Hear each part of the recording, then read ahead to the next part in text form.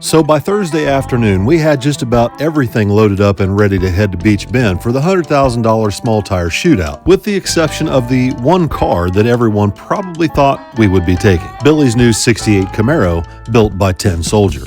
So even though Billy's Camaro is basically built specifically for events like this $100,000 to win shootout, we haven't tested it yet. The car has been scaled and set up at 10 Soldiers. However, it has not yet been down the track, so we're going to leave it at home this weekend. We're not going to take it with us. That's the last thing we need to do is test during a $100,000 shootout. Although we won't be in the shootout, Billy and Tommy both plan to run Little Gangsters in the Falcon and in the S10. With all the cars loaded and tied down, the last thing we need to do is pack everything we need to take with us into the motorhome before we hit the road. Vicky's riding down in the motorhome to help take care of Wyatt and attempt to keep him entertained during the 6.5-hour drive down. So I'm riding solo in the dually with June Pup and Scrappy. We got a little bit later start than what we'd hoped, and that put us in rush hour traffic going through Cincinnati. The worst part was, of course, through downtown. But according to the GPS, traffic shouldn't be too bad once we get across the Ohio River. Once we got across the state line into Kentucky, things started to move pretty good. We made it halfway down to Bowling Green before it was time to take a potty break for the dogs and stop and get something to eat. I ran inside and ordered some McShareables for me and the dogs, while Billy was topping off the fuel tank in the motorhome. While I was inside waiting for my order to come up, I noticed Vicky struggling at the kiosk, and unfortunately the audio would have been rated R. For the record, I managed to order my food on that kiosk. It ain't happening with me. Eventually, she took her order to the motorhome to share with Pookie, and mine went to the dually to share with the pups. Eventually, we got back on the road to make our final stretch down to Bowling Green. Now, in my opinion, if you've never made it to this part of Kentucky, you're definitely missing out. Bowling Green, Kentucky is known for a handful of things: Corvettes, carburetors, Kentucky bluegrass, and one of the most beautiful drag strips in the entire country, Beech Bend Raceway Park. The drive out through the country to the track itself is both picturesque and relaxing. However, once you make that right-hand turn on a Beech Bend drive, you can't help but feel like you're somewhere very special. It's the only track in the country that I know of that has a water park, a campground, an amusement park, and a drag strip all together at the same place. Out of all of our travels throughout the years racing, this is my favorite track to go to. All right, so we made it down here, no trouble. This place is absolutely beautiful. It's like a humongous campground with an amusement park and a drag strip. It's undoubtedly my favorite place in the entire country to go race. I've only been here 2 or 3 times. I ran an NHRA divisional a long time ago, back in the 90s, I think, with my Nova, and I really enjoyed it down here. It was just absolutely beautiful. So I think we were down here once before for something. We had Tommy's S10 down here and Billy's S10. I can't remember what that event was. I don't know. I can't remember, but we've always had a great time here. The place is gorgeous. I tried really hard to get us a nice spot on the grass, but unfortunately they had some really nasty storms roll through here, I think yesterday they said, and blew a bunch of trees down. I saw some trees cut up along the road when we pulled in, and it just swamped this place. Like, I looked and everybody's on the blacktop, because if you get off in the grass, it's just a swamp. Like, I don't want to tear up their yard, and their pit areas, but I also don't want to be in the mud. But it would have been nice for the dogs, It would have been nice to be in some shade, but it is what it is. We were trying to park over here in these trees, but I guess that's premium parking or VIP parking, so that ain't happening. But it's all right. We got us a nice spot over here in the round track. We're set for the weekend. Finally, it's time to start getting everything unloaded and unpacked out of the trailers.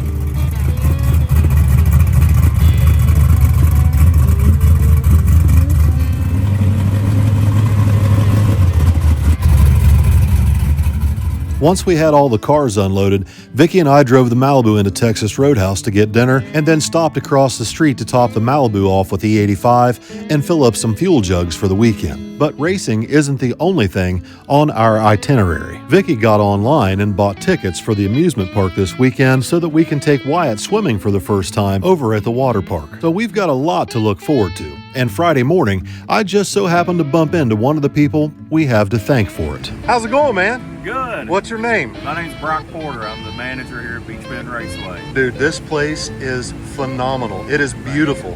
Thank you. I'm in a good mood just pulling in the front gate. Well, we're glad to have you here. We're excited to see everybody here this weekend. You know, we don't do a lot of no prep racing, but it looks like it's going to be a great show. Dude, I love this place. This is one of my favorite places in the country to come race because of the opportunity to go to the amusement park with the baby or the kids, and the facility is just top notch. You've got shade for the spectators here. This is one of my favorite, if not my favorite places to race in the entire country. And I've been to a few. Thank you. I appreciate it. That means a lot. We always are happy to hear when people, are happy to be here. Oh, yeah. So this place, it takes like an army of people to keep this place going. Oh, absolutely. Yeah, we've got a great team here at Beech Bend Raceway, from the guys that weed eat, to cut grass, to pick up the garbage. It takes an army to keep a place going. Tell the guys that you got working for you, top notch, man. This place looks beautiful this weekend. Thank you.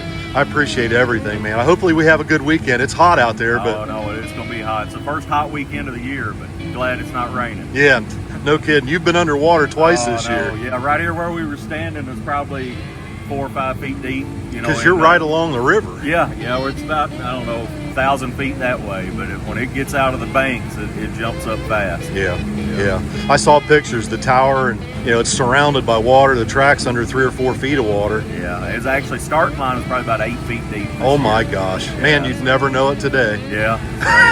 Took a lot of guys and a lot of washing. Oh my gosh, I can't imagine. Well, thank you for stopping and saying hi, man. Thank you. Good luck this weekend. Thank you. After I finished talking to Brock, I went out to check out the track myself. All right, everybody, it is Friday, and it is hot, and I mean hot. Billy's 55's here, the El Camino's here. We brought it for just a pit vehicle, and might run off to the Corvette Museum at some point this weekend or this week. I may stay an extra day if everybody decides to go home. I would like to pay a visit to the guys up at ATM at some point. So I've kind of got that on my mind, got that on my itinerary, I guess you could say. But I think right now I'm just going to go out and check out the track surface. Sometimes they scrape these tracks and wash them. Now, when it comes to no prep racing, I've seen just about everything, and not all of it's good. Typically, it's pretty difficult to tame down a really good surface like the one here at Beech Bend. So a lot of times track staff will either scrape or wash the track surface to remove all the glue. So it's pretty common for racers to go out and check the surface before they go down the track. So that rain they had to come through here a couple nights ago pretty much washed everything off the track. It's a little bit dirty. I don't think they're going to do a thing with it. I think they're going to run it just the way it is. So it's going to be a tricky surface for some of these guys to get down with the high horsepower cars. The Malibu's not going to have any trouble at all. It doesn't care what the hell you run it on. But the grudge race between Billy's 55 and Aiden, that might get a little tricky because they're both on radials. And this is not a radial prep track. After I checked out the track surface, I went up to the front gate to purchase my entry and get my tech card. With the tech card filled out, it was time to head down to the tech shed to pay my visit to John Sears, who's teching all the cars in this weekend. With the air conditioning blowing ice cold in the Malibu, I was in no hurry to get out of the car down at Tech and stand around on this scorching hot blacktop. I was also slightly concerned about passing Tech after getting a text message from Kenny this morning that I had a lug nut missing off one of the back wheels. The lug nut mystery would soon be solved after I pulled up to find my 2 kids waiting for me on the golf cart down at Tech. Yes. So I heard you had a lug nut problem. There was a pre-race inspection deficiency in my program. So here's what's really funny. This is pretty insane, actually. I picked your lug nut up without knowing at Trails. What? It was like 300 feet away from the pit, and I found it. And I thought it was off the Falcon because it looked exactly the same. So I picked it up, I brought it back. No way. And all of my lug nuts were still. I was like, well, I'll just throw it in the trailer. You never know. They match mine. If I'm missing one, I'll have one. You had my lug nut in your trailer? Kenny comes out, I gotta find a lug nut for this thing, and he's like looking at it, and I'm like, wait a minute, I might have one. Sure as shit, it's your lug nut.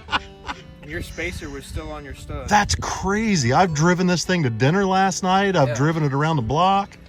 We need to step up our pre-race checklist program, evidently. You need to. I need to? Not we, I. You need to look over your car, son. Well, So yeah, it's pretty lucky you just happened to find. Why are they coming off? What's going on? I don't know. You don't have enough stud. No, I've got enough. You got a couple threads showing, bud. It'd be all right. Like inside the nut. It'd be all right. I can't believe your spacer stayed on though. Oh look, we're in the way. We're in the way. All right, we got to get going. So as you can imagine, my confidence level is at an all-time low. And the word going around the racers this morning is that John Sears is on one today teching cars. So I decide to try and butter him up before he gets into my car. Look at this guy. Look at this guy. Are you kidding me? Are you kidding me? Are you kidding me? It's all about the Benjamins, baby. Man, everybody in the tech line back here is complaining about the tech guy here. Well, you know, the tech guy is sort of the tech guy. He's tech-ish. Tech-ish? Yeah, he's tech-ish this weekend. Small tires only. You know, bring a big tire, we don't want it. Scott, didn't you say this guy was kind of being a prick today? No, I was saying I'd like to apologize in advance right here. He's good. This guy's usually really good, but we're about to find out, aren't we? Hey, you need to check my car over really good because I had a lug nut missing for like 3 days and didn't even know it. Oh, man. But you did have the barrels disconnected in the back, too. Well, you know, for one pass. Sometimes you got to slow a gangster down. Scott Taylor was just ahead of me in tech, and by the looks of it, Scott's not having a very good day. Maybe Santa will bring him some new seatbelts. Oh my God, Scott. Race equipment, y'all see this? Send them over, I'll put them in there. You got Tommy to change his out the other day. He rode Tommy like a horse until Tommy finally got his belts replaced. You know why, right? I got Mama involved. Oh. When I handed him that rusty chain when we were at the house that day, and I said, you might as well wear this rusty chain that we just lifted my motor out of the bed of my truck with. You hear that, Instead of them Scott? belts. He's pulling out the rusty chain. No, I'm glad. We won't beat him with it. He keeps me safe. In the other car, he's definitely stepped my safety game up. I'll bet somebody sells belts here. If not, that's a good sideline. So you're running small tire here this weekend. Yes, sir. Is this the OG? Absolutely. It's one of few left, unfortunately. We had a bad run there for a while with all the OG cars, but yep, it is the car that we first started racing with. It's the original John Doe. It is. It has 0 chassis upgrades. I think we might have put some strut cups on it, and then other than that, it is the original car that we started with. Everybody starts somewhere. Yep, absolutely. It is this car was built in 1992, and we just keep throwing more motors in it and trying to make it work. It's not ideal. There's so many lightweight cars out there now, but this thing's been good to us. Yep. Well, good luck this weekend, Scotty. Thank you, all man. right. You too. If you get through tech. If you get through tech. So I need the luck just to get through tech, y'all. All right, there you go. Now, don't be mean to me just because you was being mean to Scott. I might have used it all up on Scott, so I God, don't I think hope have so. anything left. I hope you did. But we will see. I am missing a return spring. I'll just throw that out there right now. All right. Well, that's pretty good. We'll make sure the battery's held down properly. Oh, feels good. Hey, I'm winning today. All right. I see we got an overflow. Well, yeah. We're Factory. good there. You've already identified the spring. We're in good shape. What about the loose nut behind the wheel? Well, some of those things can't be helped, but you know, I'll give you a 1 race waiver on that one. How's that? Somehow I managed to get through tech for the second weekend in a row. I'll put it above this one. Oh, I get another sticker. Look, I'm somebody now. Passed tech twice. I snuck through Dude, twice. you are 2-0. 2-0, unlike Scott. So now that I can leave my fears and anxieties about passing tech in the rearview mirror, I head back to the pits to start getting the car ready to make my one and only test hit before the first round of eliminations this evening. Meanwhile, the track staff is getting the track ready, and we're having the drivers meeting up in the grandstand to find out who's racing who during the first round of eliminations in tonight's $100,000 to win small tire shootout. Unfortunately, there were a number of cars that dropped out of contention right before the event, which is going to leave us with a bye run first round. As usual, Daddy Dave came to the drivers' meeting with a lucky rabbit foot in his pocket and ended up drawing the bye for first round. Can you believe that? Man, it don't matter how many cars, how few cars. If there's a bye, Dave's going to get it. It never fails. All right, so they've drawn chips for the 100 grander. I hope that the kids get an opportunity to race in something like that eventually. We've been going through some rough stuff, but now that Billy's got his Camaro, I'm hoping that we can get on track and start running that car to its potential and racing in some of these events like this. I'd love to see the kids be able to compete on a stage like that. You know, just it's really incredible that we've got an opportunity to even be here, but for there to be a stage set for everybody to compete on that pays $100,000. That's just a really true blessing. You know, it's really amazing. Thankful that those opportunities exist. Even though we're not getting a chance to take part in it today, I'm glad that everybody else is. With the drivers meeting and chip draw out of the way for the 100 grander, it was time for all the 7-0 guys to come to staging to draw their chips. I just so happened to draw 4th pair left lane. I wished my opponent the best of luck and then got ready to make my test hit. Well, here we go. We're going to get one test hit, and I got the draggy in the car. We'll see how close we get.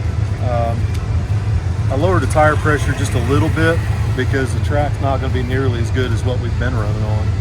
But honestly, this should go right down with absolutely no trouble. I don't see any reason why this shouldn't go real close to 7 flat. Now this first pass is just a test hit to make sure we can all get down the track. No one gets a time slip, so you don't know what your reaction time is, and you don't know what the car runs unless you've got a draggy. I turned mine on and got ready to make my pass, and I'm hoping that it runs real close to what it ran the last time I was at Trails. But getting the car to run the index is only half the battle. The other half is cutting a good reaction time, which is almost impossible off the foot brake on a 4/10 Pro tree. I took a shot and tried to guess the tree, but it came up red, so I've decided to try and change my strategy. All right, so we're up here in staging lanes. They've called first round for 7-0, and I'm last pair. And I guess I didn't realize it. Maybe I should have paid closer attention, but evidently they allow you to deep stage in 7-0 index. I was not aware of that. So since I'm still trying to work this deal out with trying to foot brake in an index class on a 4/10 Pro tree, which is difficult to say the least, I'm going to try deep staging, and that's going to slow down my elapsed time of the car because the car won't have as much rollout. It'll help my reaction time but slow down my ET.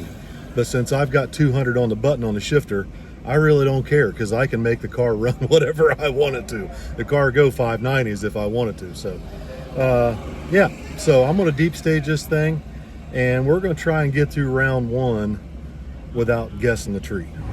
So this is my opponent first round. Have you got this figured out or what?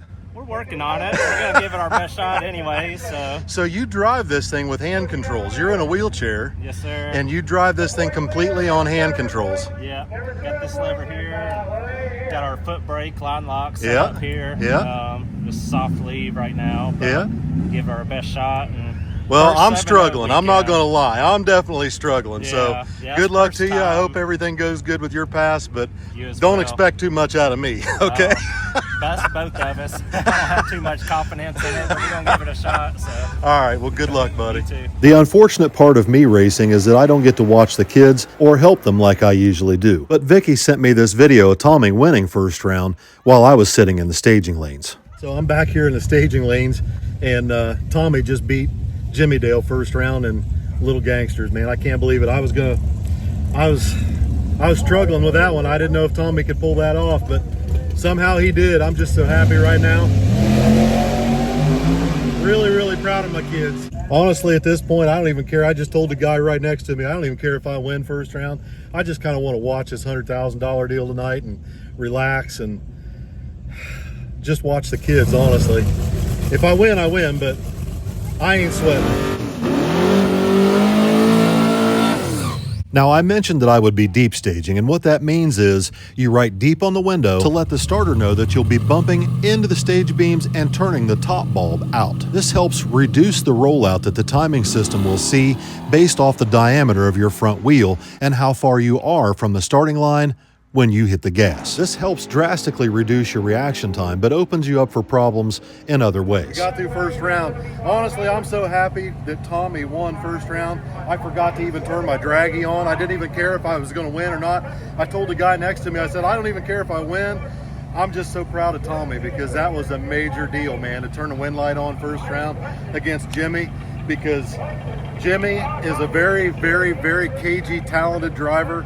He's got the best people behind him. He's got some of the best equipment money can buy.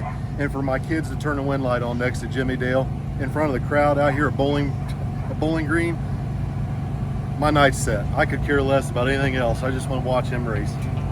Tommy, Jimmy, and Billy are 1, 2, and 3 in points. And if Tommy can go 2 or 3 more rounds tonight, he will effectively clinch the championship. So although I'm trying to race my car in 7.0 Index, my heart and my mind is really not focused on my own program. All right, so it's time to go back up to the staging lanes for round 2. Tommy's up there for round 2 of Little Gangsters. I'm enjoying racing my car, but I really miss being able to help the kids and watch them. I can either do one or the other, but I can't seem to do both. Just not enough time and not enough people to help this weekend, I guess. Once they call you to staging, the drivers are not allowed to leave their cars, so I can't go up to watch Tommy. Looks like Tommy won again, so he's doing really good tonight. He goes one more round. Jimmy Dale says he clinches the championship, so I'm so happy for him. I'm so excited for the kids. I could care less about racing this thing. I kind of miss being up here to help them, but... What is up, Bill? How are you? Hey, I got my carburetor back. Did you? I picked it up. I saw it at a pawn shop. I figured I better grab it and send you a picture. I wouldn't doubt it, knowing my kids. I know. That was funny, man. That thing is nice. I've never seen an ATM carburetor, but oh my God. Yeah, that thing's nice. It was like nice. Yeah. And what's funny is the new one out of the box, Keith was like, you think it's going to fire right up? I was like, bro, it might. Pumped it a couple times. Boom, idled, revved, nothing, didn't touch nothing. No idle screws or anything. They test fire them before they ship them. Oh, every single one of them. Thanks, brother. I appreciate you. Yes, sir. Good seeing you. See you, buddy. Now, don't get me wrong. I love racing, but there's a lot of other things that I could be doing other than wheeling this car. For the last 20 years, I've focused on helping the kids, so I almost feel selfish taking my car and racing instead of being up there helping. I find myself struggling to focus on not only my routine, but what I need to do as a driver to turn on the wind light. Well, that didn't work out like I'd hoped. He definitely got the light. I was late. There's no doubt about it. I was dead late, and I recognized it immediately. I was hoping that maybe I could convince that guy to open his package up a little bit. I stuck the car in high gear early to slow my car down to give him some room, and I was hoping that he would start whomping the gas, and I grabbed the nitrous to speed my car back up at the last second, and it just didn't work out like I'd hoped. Typically, if you draw back on somebody in the middle of the run and they start to pull away, they'll start to whomp the gas or back into you, which is what I was hoping that he would do, but he did not do that. He just kept on trucking, it looked like. I grabbed the nitrous, and according to the draggy, I went 701 at 104. I only go 97, 98 typically at 7 flat. So if that gives you any indication as to how much I sped the car up down there. I mean, I ran as close to the index as I possibly could. I was just mathematically ineligible from my reaction time, but that's okay. We'll do better tomorrow. We'll try again. While I'm disappointed in my own performance tonight, being able to take a break and just hang out with everybody back in the pits offered some unique opportunities to meet new people. These are beater bomblets. Yeah, beater bomblets. They're beater bomblets.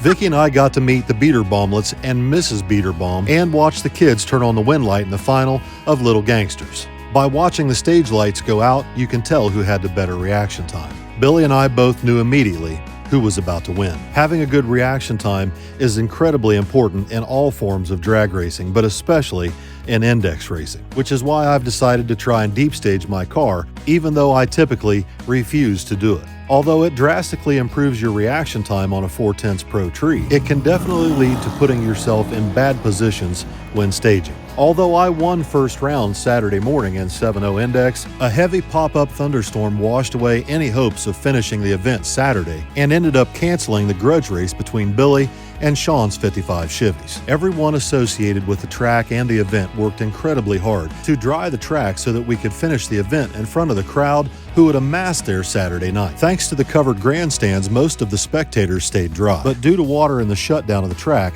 the event had to be moved to Sunday, and unfortunately things didn't go well for me second round. It's my responsibility to make sure the starter can clearly see the word deep on my window on the passenger side of the car, but the rain overnight washed most of it off and I didn't catch it. The letters on the passenger side window were so faint that the starter didn't see it, and consequently the tree was activated before I got staged. This is one of the downfalls to deep staging and the main reason why I hate doing it. So that didn't quite work out the way I hoped, but that's okay. That's one of the reasons I really just don't like to deep stage. You're at the mercy of the starter sometimes, and everybody makes mistakes, and this time the starter really didn't make a mistake. It was my mistake. Everybody makes mistakes, but the deep was still written on the passenger side, but the rain had washed it off, most of it, so you couldn't hardly see it. I missed the driver's meeting. That's my fault. Thank you, Abby, for pulling my chip for me and calling me to wake me up this morning. I've had a great time this weekend. I'm very thankful for the opportunity to be here and to race and to experience all this. The fact that there is a stage like this set for people to come and race with all different types of cars is a real blessing, and I'm very thankful for the opportunities and thankful to be here. I love this track. I love this whole thing. I've had a wonderful time. It's been extremely hot. That's the only downside of this weekend, but it is what it is. You know, the rain last night was a major setback. It wasn't forecasted. There wasn't any chance of rain this weekend that I saw in the forecast, and just out of the blue we had this torrential downpour last night, and it is what it is. We're going to go swimming today, and I think I'm going to stay an extra day and go visit everybody at ATM. We'll see how that goes, but I'm out of my misery.